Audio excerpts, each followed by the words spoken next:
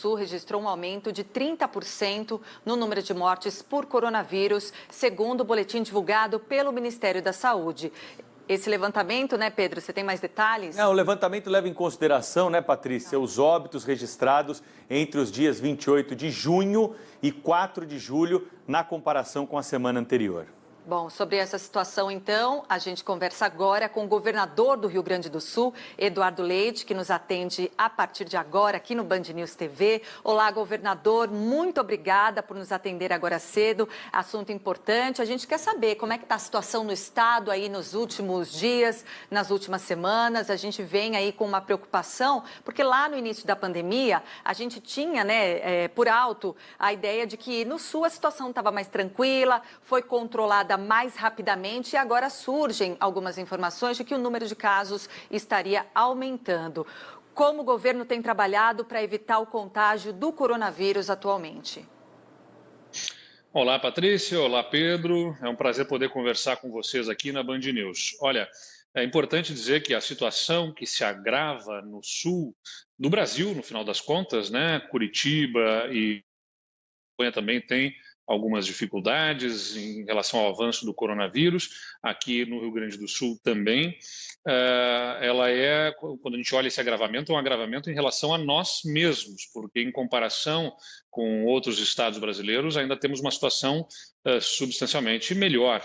Só para dar um exemplo, o número de óbitos aqui no Rio Grande do Sul, quando a gente analisa proporcionalmente a população, em relação a 100 mil habitantes, por exemplo, é de 7,6 óbitos para cada 100 mil habitantes.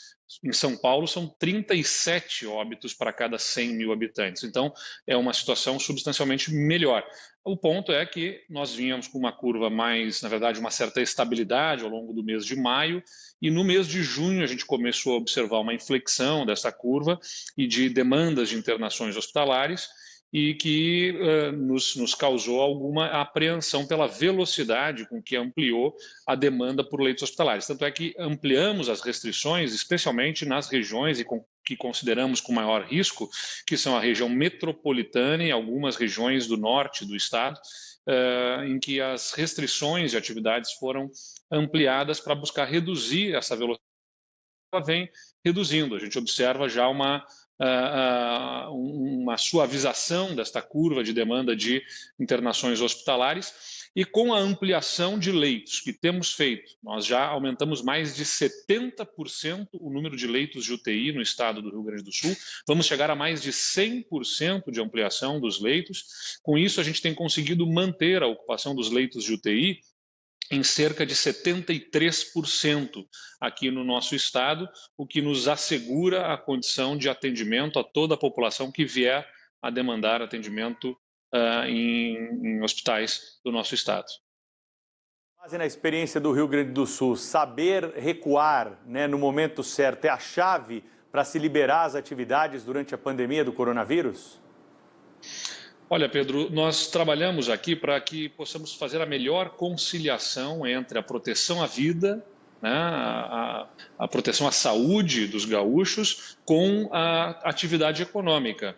Veja, nós montamos um modelo que chamamos de distanciamento controlado, que justamente mantém o dedo no pulso, controlando em cada uma das 20 regiões do nosso estado a situação que nós temos em relação a óbitos, internações em UTIs, internações clínicas, casos ativos sobre casos recuperados, a disponibilidade de leitos que aquela região tem, os indicadores que são monitorados, avaliamos os riscos e aí estabelecemos as restrições às atividades econômicas de acordo com o que se observa do nível de risco daquela região.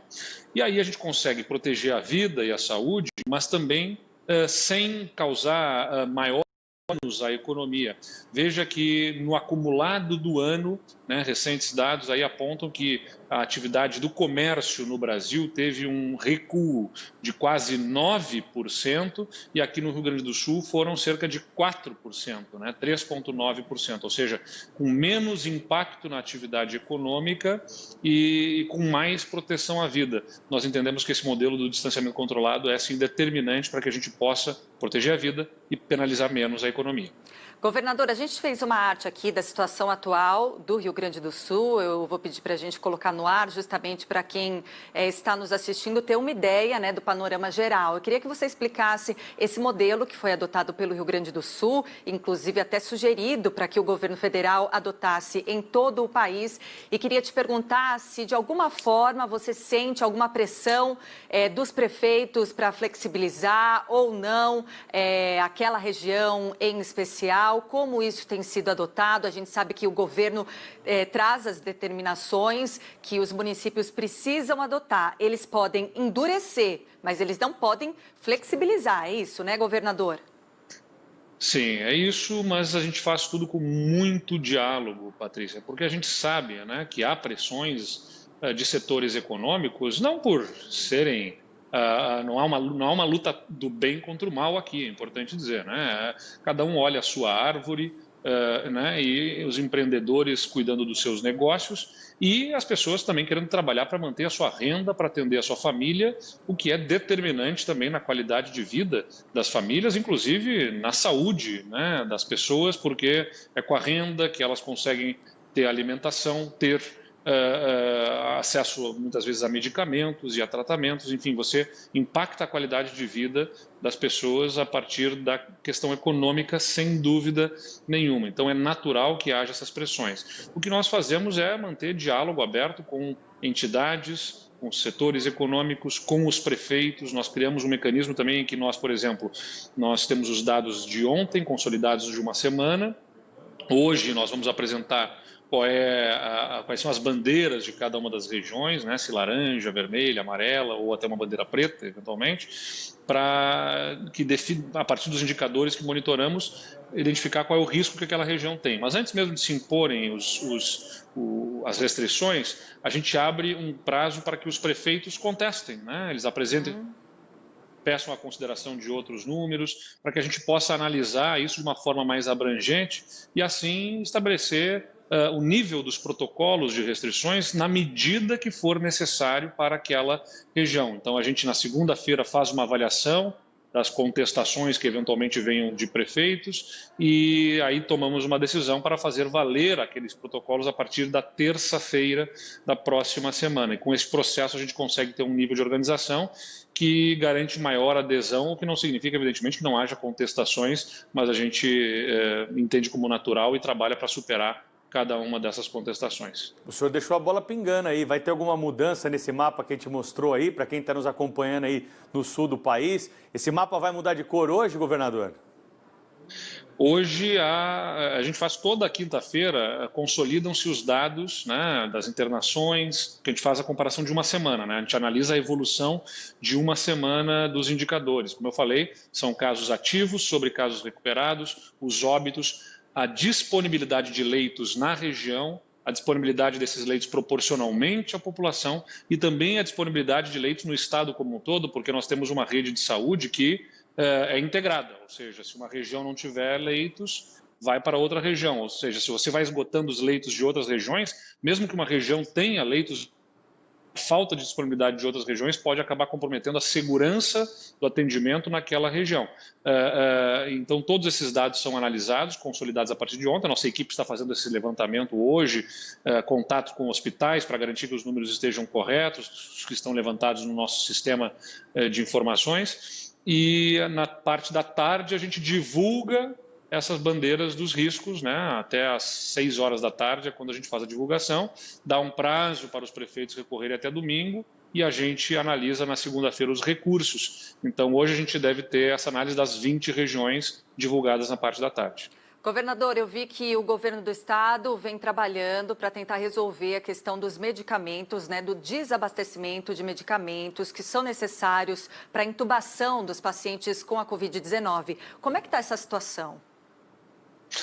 É uma situação preocupante, não faltam os medicamentos nesse momento, porque houve uma reorganização de estoques para poder garantir a todos os hospitais. Nós já aderimos a uma ata de registro de preços feita recentemente pelo Ministério da Saúde, é um problema nacional, que são os medicamentos sedativos, né, que permitem a intubação de pacientes. porque a intubação é algo extremamente invasivo, né? Demanda fazer a sedação dos pacientes e anestésicos que são demandados e que estavam em falta em todo o país. Então, motivou o Fórum dos Governadores e o Conselho Nacional de Secretários de Saúde, o CONAS, a demandar do Ministério da Saúde algumas ações para garantir que esse estoque fosse reforçado de medicamentos que são originalmente comprados pelos próprios hospitais, na verdade. Nós contratualizamos com os hospitais, eles fazem a aquisição, mas com dificuldade de acesso no mercado, se comprometeu a garantia desse atendimento. Inclusive, nós buscamos junto ao Uruguai, aqui, nosso país vizinho, né? Fizemos intermediação com o apoio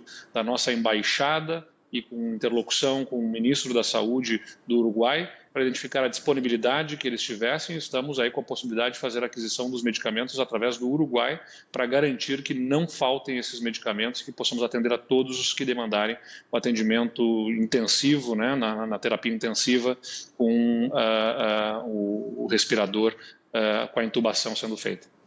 Governador, em relação ao futebol, né? O futebol gaúcho vai voltar, nós vamos ter bola rolando. Por que essa decisão de autorizar o retorno das partidas?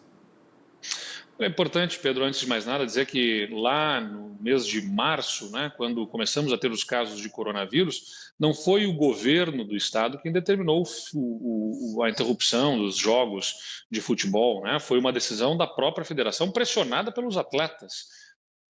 Nós tivemos um episódio, inclusive, né, em que o Grêmio entrou num jogo de futebol usando máscaras em protesto e ameaçaram fazer greve naquele momento para não jogarem naquele período em que justamente havia muito menos risco de contágio. Então houve essa interrupção. Nesse período, né, tanto a CBF quanto a Federação Gaúcha de Futebol fizeram um trabalho bastante dedicado para construir protocolos que garantissem a segurança, né, que diminuíssem risco de contágio. Nós estamos falando de um grupo menor aqui de pessoas, porque são, na verdade, 12 clubes de futebol. 8 desses clubes, em uma semana de campeonato, já são eliminados. Então, é um período curto, com poucos jogos, que resolve uma parte já substancial do campeonato. E em outros 10 dias, esses outros 4 clubes fazem os jogos para a etapa final do Campeonato Gaúcho. Então, é um período curto, com protocolos consistentes, né? Nós avaliamos junto a um comitê científico de especialistas que dá assessoramento ao governo do estado para decisões sobre protocolos e deliberamos, então, pela conclusão do Campeonato Gaúcho, até como uma etapa de testes aí para que esses protocolos sejam avaliados e possam até a população que, seguindo os protocolos, fazendo a higienização correta e mantendo o distanciamento, a gente consegue, né, voltar ou se aproximar de uma normalidade, porque volta ao normal certamente ainda está distante. Governador do Rio Grande do Sul, Eduardo Leite, conversou conosco ao vivo aqui no Manhã Band News. Obrigado pela entrevista, bom trabalho para o senhor, até uma próxima. Muito obrigado e até mais. Obrigada, governadora. Agora são 10 horas e 46 minutos. O ministro de Minas e Energia, o almirante Bento Albuquerque, conversa nesse momento com o jornalista José Luiz da Atena. A gente vai direto lá, pegar uma carona nessa entrevista, direto com a Rádio Bandeirantes e acompanhar um trecho. Vamos embora?